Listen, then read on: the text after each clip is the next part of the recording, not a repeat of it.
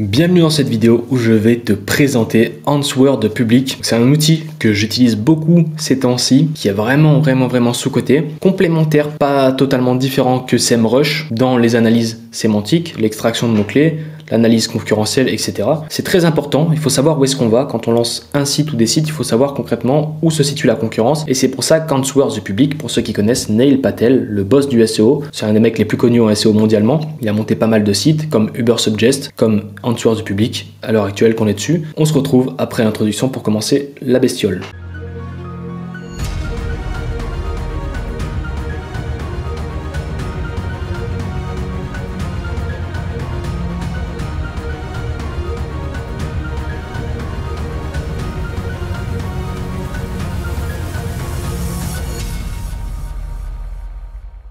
Donc déjà on va commencer par aller sur l'interface. Donc là on est sur l'interface connectée, donc je suis sur mon compte tout simplement, avec sur Answord Public, et je peux donc choisir ici directement. En haut on peut voir, donc je peux indiquer un sujet, une marque ou un produit, donc en quelque sorte des mots-clés.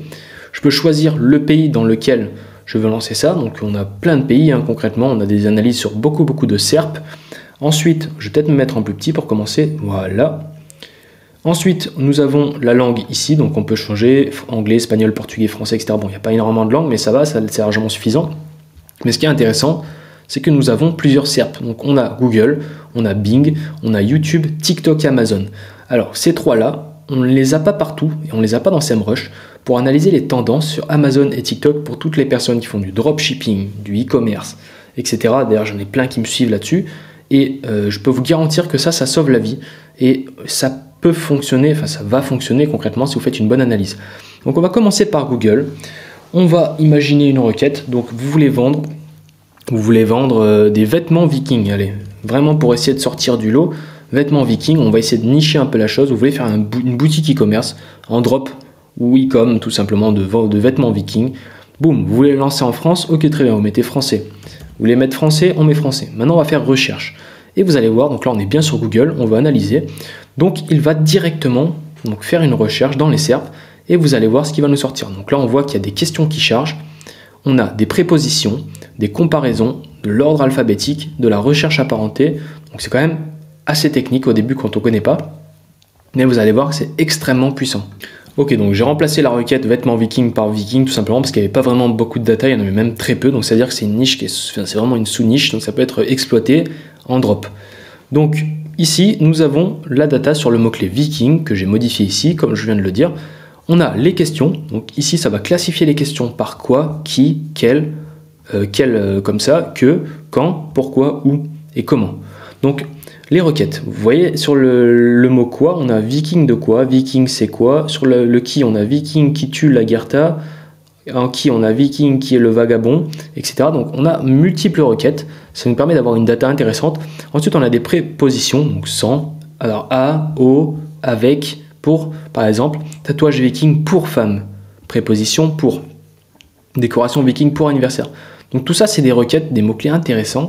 Donc peut-être que vous voulez lancer une boutique sur les vikings, c'est pour ça que vous allez taper d'abord viking, regardez un petit peu, et vous allez analyser un petit peu ce qu'il y a. Peut-être que vous allez rajouter une catégorie corne viking pour boire. Dans votre site e-commerce ou drop, vous allez faire une catégorie corne viking. Peut-être qu'on ne va pas y penser, mais ça peut être intéressant. Accessoires, corne, boum, catégorie. Ensuite, on a des comparaisons. On a VS, on a com, on a contre, on a et, on a ou, etc.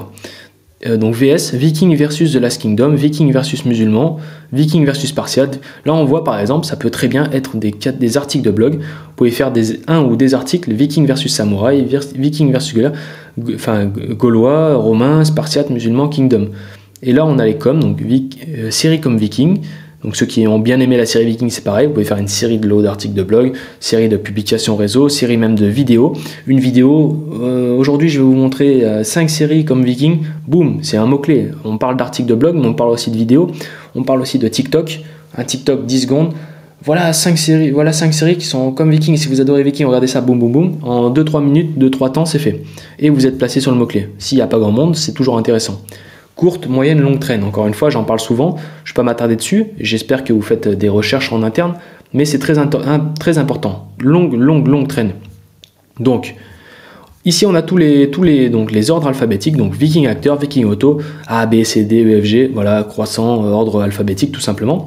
On a plein de data, vous voyez, il y a beaucoup de choses. Ensuite, on a les recherches apparentées qui s'affichent, ça nous permet d'avoir de la data. Viking méthode, Viking saison 6, Viking femme, Viking... Pareil, moi demain, si je fais une boutique Viking, je fais des articles de blog pour toutes les saisons de la série Viking. Je fais des articles de blog, je fais une catégorie série comme Viking, vidéo comme Viking, etc. Enfin bref, vous voyez, il y a toute cette data. Donc demain, moi, si je vais lancer une boutique Viking, pendant 1 ou 2 heures, je vais me mettre comme ça. Déjà, avant, j'aurais regardé la série Viking que j'ai déjà vue, mais je la re-regarde pour me mettre à fond dans la niche. Ensuite, j'analyse un peu tout ce que les gens tapent, ça me donne des idées, je prends mes notes, etc. Après, je lance. Et après, une fois avoir tout analysé comme ça, je vais sur le marché avec mon plan. Bien entendu, dopé à l'IA. Ensuite, je peux aller sur YouTube. Donc, je vais garder le même mot Viking. C'est ça qui est intéressant, c'est qu'on peut switcher. Donc, peut-être que j'ai envie de lancer une boutique en e-commerce ou en drop, mais j'ai envie de me démarquer de ma concurrence et en même temps de faire une chaîne YouTube qui parle des Vikings, qui va rediriger vers mon compte Google. Donc, ce que je vais faire, c'est que je vais cliquer sur YouTube, sur la requête Viking, et je vais venir voir qu'est-ce qu'il y a en termes de concurrence ici. Donc, on va analyser, bam bam bam, donc là il charge et on va regarder ça tranquillement.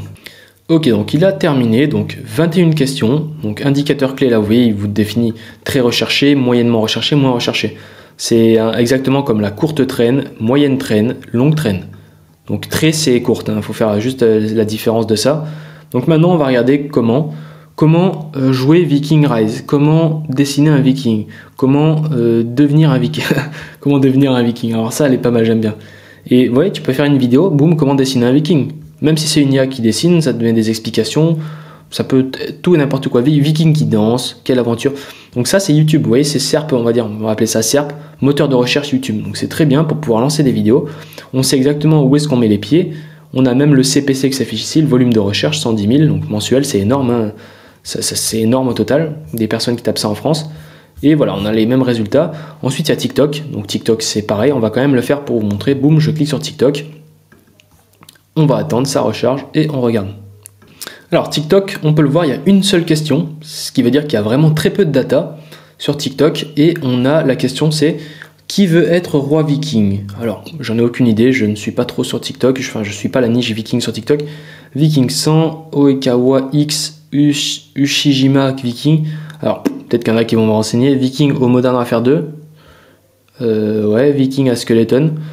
Ok, ben, on a quand même de la data, donc ce qui veut dire que là on voit que c'est vraiment très peu niché. C'est un compte Viking sur TikTok qui redirige vers une boutique drop, e-com, affiliation Viking, ça peut défoncer. Enfin, j'utilise des gros mots, des grands mots parce que pour le coup, oui, ça peut défoncer. Quand on voit ces stats là, oui, ça peut défoncer. Maintenant, encore plus intéressant, si on veut vendre, faire une boutique à titre commercial, on peut aller sur Amazon, ce qui est très intéressant. Donc Amazon, Viking, je vais mettre France parce que là, il m'a directement mis aux États-Unis, je sais pas pourquoi. Je crois qu'il adore les States, Amazon. Et je vais relancer la recherche. C'est parti. Petite pause. Si vous voulez vous former gratuitement à l'IA, à l'automatisation et aux techniques de growth, je vous invite à aller sur mon site furibiz.com. Vous y retrouverez des formations gratuites et des formations payantes qui vont vous permettre de devenir l'élite de demain. Allez, on peut y retourner. Ok, donc on se retrouve sur Amazon. Donc on a à peu près 186 résultats. Vous voyez, ça s'affiche ici, suivant le mot-clé Viking. Donc on est sur Amazon. Donc là, concrètement, quand on va sur Amazon, c'est pas pour lire un article de blog. On est là pour acheter. C'est vraiment à titre 99,9% commercial. Donc c'est vraiment l'intérêt d'avoir cette petite partie Amazon sur Answers the Public qui nous permet de vraiment être dans un environnement 100% requête commerciale. Donc ça, on va vraiment s'inspirer. Si on veut vendre, il faut s'inspirer ici. Donc on voit qu'il y a 0 préposition. Il y a vraiment très peu de data ici. On a juste l'ordre alphabétique ici. Viking barbe, Viking bracelet, Viking bijou.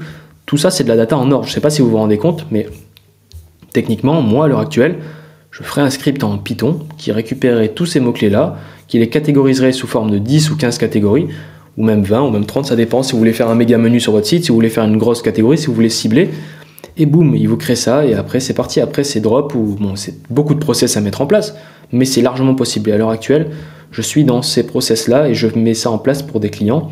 Ça a un coût. Ça a un coût forcément, mais il y a des résultats très très hauts et très très rapides. Imaginez une boutique avec 10 000 produits mis en place, ça peut forcément très vite fonctionner. Des articles, etc., une centaine de milliers d'articles de blog, une indexation et des audits journaliers, ça peut aller très très vite. Donc voilà pour ça. Le volume de recherche, on voit qu'il y a 110 000, c'est très bien, donc c'est cool. Maintenant, on va retourner sur Google parce que c'est vraiment en général là où on a tout le melting pot, on a du Amazon, du TikTok, on a vraiment tout sur Google. Et je vais vous montrer la fonctionnalité très intéressante. Donc là, on va s'aider de notre ami Google Sheets. On va ouvrir une nouvelle Sheets. On va directement faire commande ou CTRL-O pour ouvrir un fichier, importer. On va cliquer sur Rendre source du public ici sur le logo de download. Je download comme il faut. Voilà, donc j'ai bien téléchargé un CSV. Maintenant, je vais venir l'importer directement dans mon Sheets. Voilà. Et vous allez voir, en fait, suivant la requête Google, il va directement m'importer, voilà, toutes mes requêtes. Exactement comme ça. Donc ça, je vais venir le déplacer parce qu'il me prend la tête ici. Donc, nous avons au tout début le type de modificateur. Donc, on a les questions, on a les prépositions, nous avons les comparaisons, les ordres alphabétiques. Et ensuite, on a les recherches apparentées. Voilà. Ensuite, ici, on a les modificateurs. Comment, où, comme on a vu tout à l'heure, quand, que, etc. Donc ça, c'est très bien parce que l'IA, en fait, ça lui donne du contexte. Tout ça, ça peut lui donner du contexte. Et c'est très important. On sait que c'est une requête question avec le modificateur question. C'est de la data qui est pure. Ensuite, on a suggestion. Ça, c'est les mots-clés. Viking, comment meurt Ragnar. Donc Ragnar, c'est légendaire hein, dans la tombe, dans la tombe avec les serpents. J'espère que vous n'allez pas en vouloir ceux qui voient la série.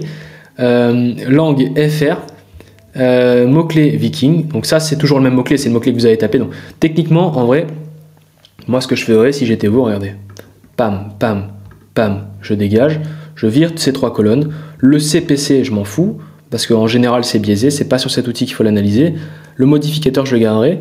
Voilà, moi, ce que je garderai, c'est ça. Mais technique, principalement, ça serait uniquement, ce qui m'intéresse, c'est les suggestions. Donc, les mots-clés, concrètement, viking ou danois, viking machin, et les volumes de recherche. Ce qui veut dire que là, je vais faire un clic droit sur la colonne D. Je vais faire, non, pas de A à Z, mais de Z à A. À chaque fois, je me trompe. Voilà, de Z à A pour voir où est-ce qu'il y a le plus de volume de recherche. Ce qui est 22 200, c'est quand même pas mal. 22 200 personnes par mois qui tapent viking Valhalla. Oui, c'est une requête qui doit être difficile à se placer, forcément, c'est très difficile, mais au moins on a tous les volumes de recherche. Donc, ça c'est très bien, mais si maintenant je fais de Z à A pour aller chercher où est-ce qu'il y a des 10, 15, 20, 30, parce que ça c'est la stratégie de longue traîne, où nous allons frapper tous ces... Bon, peut-être pas 0, après ça veut rien dire, il y a des zéros qui ne sont pas à 0, qui sont peut-être à 3, à 5, à 10, même à 20, des fois ce n'est pas mis à jour. Mais par exemple, imaginons que tout cela, je me place sur tous ces mots-clés, il n'y en a que 10, mais regardez. Ils sont plus faciles à se placer, il n'y a que 10 personnes par mois qui tapent ça. Mais si je prends ces 10 personnes, plus ces 10, 20, 30, 40, 50, 60, 70, on arrive vite à 1000, vous voyez, ça va très vite. Plus les 20, etc. Si je me place sur tous ces mots-clés-là de longue traîne, ça peut très bien fonctionner. Donc voilà, c'est vraiment ce que je voulais vous montrer sur cet outil Rendre source du public qui est extrêmement puissant, qui regorge d'outils. On va voir directement le pricing. On peut vraiment classifier par dossier, partager. Voilà, on a le CPC pour ceux qui veulent vraiment faire de l'ADS et tout. Et ici, on regarde aussi, on peut regarder sous forme de liste, parce que là, on était sous forme de roue. Voilà, liste, ici, on a le volume de recherche. Là, avec la classification, on peut les trier par nom, par volume, etc. C'est très bien. Et on a sous forme de tableau. Voilà, les comment, les où. Imaginons que je veux exporter uniquement les comment. Je vais masquer où, je vais masquer pourquoi, je vais masquer quand. Voilà, vous voyez, on peut vraiment tout moduler. C'est vraiment très bien pensé, très bien codé. Développé, c'est parfait. Donc là, je récupère que les comment, je masque tout, pap. Ok, donc là, alors là, il n'a pas voulu... Ok, je les ai masqués, mais il les a pas masqués. Donc, il doit y avoir un problème dans le code. Alors peut-être qu'ils sont masqués parce qu'ils sont plus en... Ah oui, ils sont plus en noir, ok. Là, j'ai plus qu'à faire download et boum, ça me récupère les comment. Et je peux toujours faire les prépositions. Voilà, vous voyez comme c'est extrêmement puissant. On a plein de data. On a le volume, le CPC. C'est très très intéressant. Donc voilà l'outil. Maintenant, on va aller se focus sur le pricing qui n'est pas réellement donné, mais je vous le dis, c'est très puissant. Donc on va se mettre sur mensuel, regardez. Est-ce que vous trouvez ça cher? 11 $ par mois. C'est même pas une vidéo affiliée ni rien du tout, c'est vraiment une vidéo pour vous montrer un outil qui peut vous faire cartonner le marché, qui sera forcément moins cher que SEMrush. SEMrush vous démonte la tête pour ceux qui sont débutants dans le business, qui n'ont pas encore des bénéfices nets et qui ne réinvestissent, qui peuvent pas réinvestir, on va dire. Voilà, 129 par mois le ticket d'entrée, quoi. Tu vois, 129 par mois le ticket d'entrée. SEMrush, c'est cool, mais concrètement, le SEO, c'est bien. SEMrush, c'est pour les gens qui sont avancés, qui utilisent plus de fonctionnalités ou l'API. Mais là, pour commencer, faut pas déconner. C'est pas parce que tu vas utiliser SEMrush que tu vas faire plus de chiffre d'affaires qu'un mec qui utilise Answers the Public. C'est toujours bien, il y a des outils intéressants. Mais pour 11 balles par mois, tu auras 100 recherches par jour. Je sais pas si tu te rends compte, 100 recherches par jour. Tu peux y aller, quoi. Donc voilà, c'est toujours intéressant. Après, y avoir plus, vous pouvez regarder ça, analyser. Ici, il y a des tableaux comparatifs. Si je fais un CTRL F, je regarde, est-ce qu'on a des API? Pour l'instant, il n'y a pas d'API, donc pas à ce que je vois. Donc CTRL F API sur les pages à chaque fois. Et là, techniquement, non, on n'a pas d'API, ce qui est dommage. Alors SEMrush, il y a une API sur... L'avantage de SEMrush, c'est vraiment ça, regardez. C'est le dernier abonnement à 500 boules.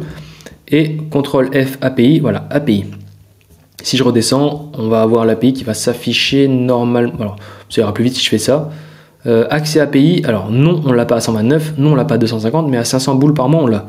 Et l'accès à l'API, c'est très dangereux. Mais ça, c'est quand on est avancé et quand on fait des bénéfices, bien entendu, on réinvestit pour utiliser cette API.